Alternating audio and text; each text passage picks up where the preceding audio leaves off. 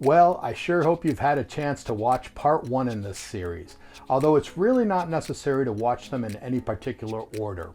This, of course, is part 2, where we continue our overview of the wonderful things to see and do in Armenia. All right, let's do this.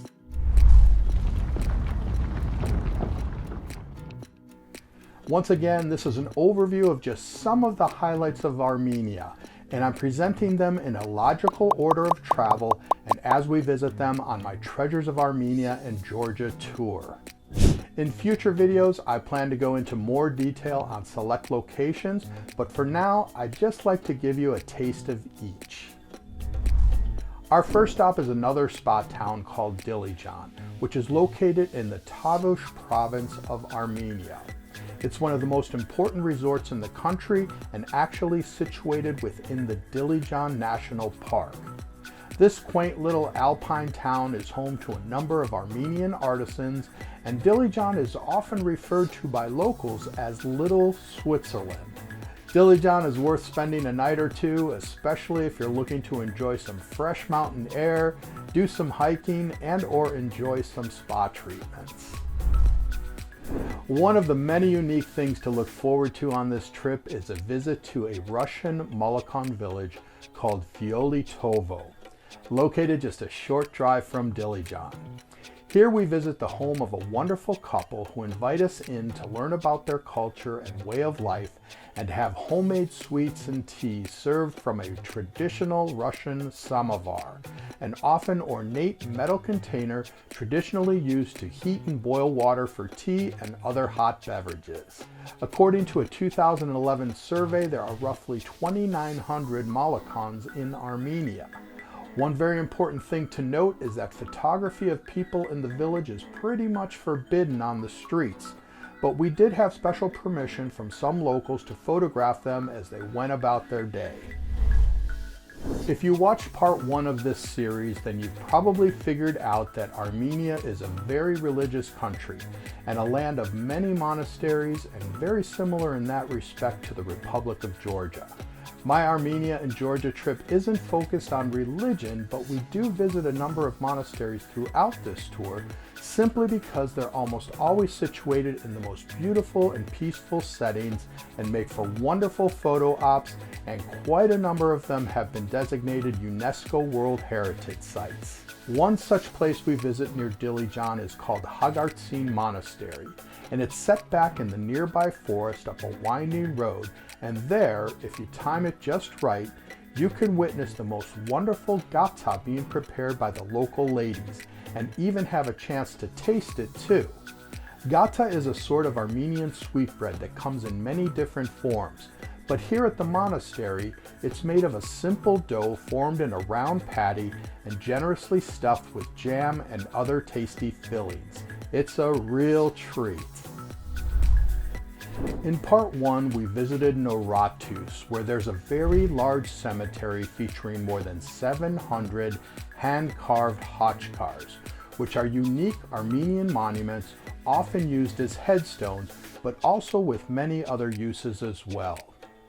Hachkars are said to be characteristic of medieval Christian Armenian art, and I promised in part 1 that we'd visit the studio of one of the most friendly and charismatic locals I think I've met anywhere in the world. His name is Mr. Bogdan, and he's a master carver of hachkars, and has been for decades.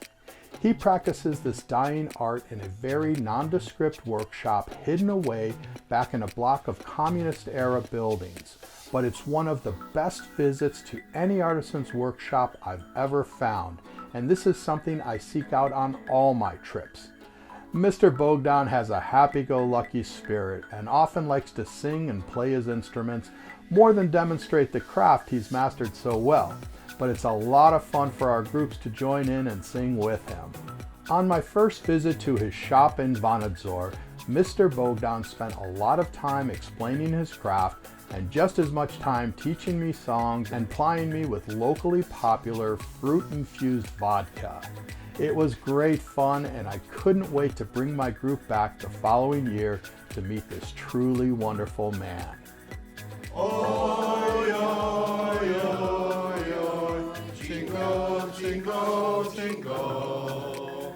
Oi, oi, oi, oi. Jingle, jingle, jingle. The drive from Vanadzor to Gyumri is about an hour and takes us through a varied landscape. You'll often see the local sheep herders and cattlemen driving their animals from one place to the next on the two-lane country roads found in this area. It's pretty great.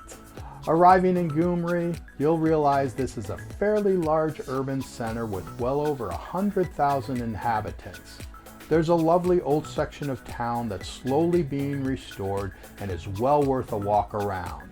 As in most larger towns in Armenia, there's a public square with a number of churches and monasteries conveniently located for local worshipers. There's a distinct Soviet-era feel to this part of Armenia, and even our hotel, although it has all the modern amenities, puts off this vibe, which is really great to experience. The rooms are huge but simple, and the hotel is really well located in the heart of town just off the main square.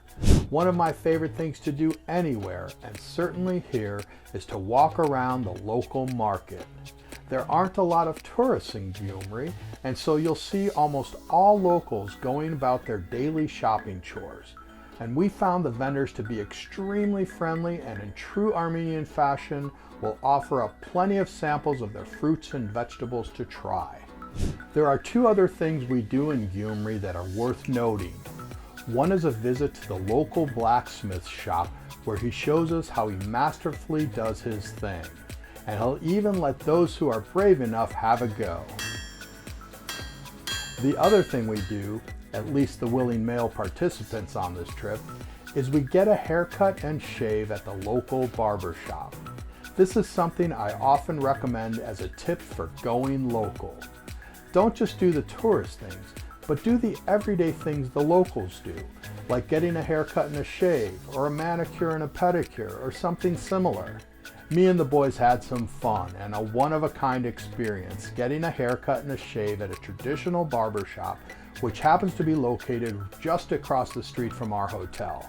Through Arpi, our local guide, we were told that one of the men had been working there for more than 40 years, and the place is chock full of old photos and rusty instruments that barbers have used for decades. It was really fun.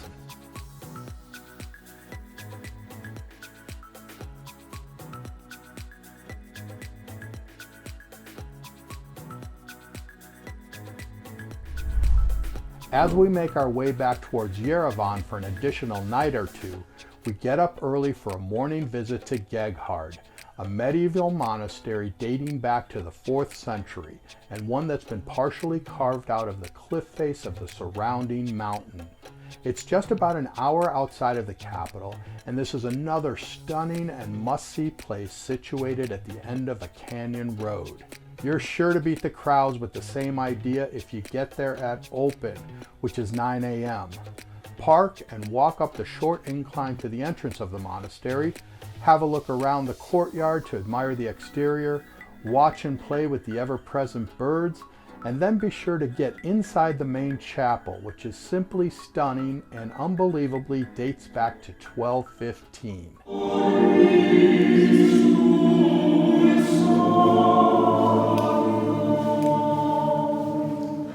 It's no surprise that the entire complex has been designated a UNESCO World Heritage Site.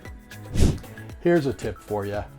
As with any dark place like this, lit only by a few candles and some natural light coming in through small openings in the walls and ceiling, it's not easy to photograph inside. So I recommend that you get into aperture priority mode and then be sure to open up your aperture as wide as possible, which in turn will give you the fastest shutter speed. And then set your camera to auto ISO, and if necessary, lean up against a wall or pillar for maximum stability so that you can have some hope of getting a few shots in these difficult conditions for photography. Next, it's time to take the short drive back through the same canyon and make your way to Garni, which has a population of about 7,000 inhabitants. There's evidence that this area was first occupied back in the 3rd century BC, and one of the main reasons to visit is the Hellenistic Garni temple, which is strategically set on a precipice at a bend in the Adsat River. According to Wikipedia, the Temple of Garni is the only standing Greco-Roman colonnaded building in Armenia and the former Soviet Union, and the views from this vantage point of the surrounding area are simply spectacular. Nearby is the Garni Gorge, which when I was there required a 4-wheel drive vehicle to visit. These can be easily arranged with local drivers who make the short 10-minute drive down a somewhat precarious and rough road that was being updated and repaired the last time I was there, so it may be easier to visit these days. The reason to make the effort to reach the bottom of the gorge is something referred to as the Symphony of Stones, an incredible natural display of basalt columns carved out by the river. Just amazing. One last thing we do in Garni is to have the most incredible lunch at the home of a local family in a simply spectacular setting overlooking the gorge. Here we also see how they hand make traditional lavash bread in underground ovens. Be sure to check out my previous video where I highlight this incredible experience. Hello, you know what I am eating? Armenian burger. What we have here? Armenian cheese and some greens. And in lavash. So you can eat it all day long. And for breakfast, and for dinner, and for lunch. So enjoy it.